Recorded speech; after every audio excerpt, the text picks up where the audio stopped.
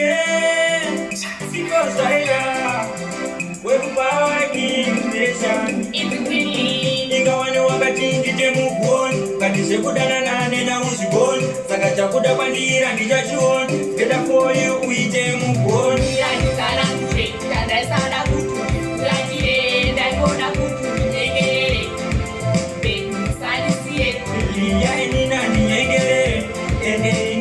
cheukire kana waenda ukurakire nekuti nina niyengerere kala ndiwe wandoda nemoyo wangu aupewa kuda mfumba zangu ndiwe tende unodiwa lehama zangu ndiwe weka wandiroda life mangu mwendilia naikuda nemoyo wese bati wakandira zizapazunusese tero vanhu vandisiva muraini mese kuti ndiwe wandaivimisa pazunusese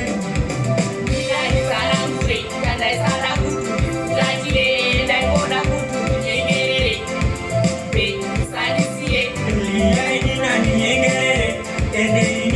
cheukire kana waenda ukurakire nekuti nina niyengerere ndozvila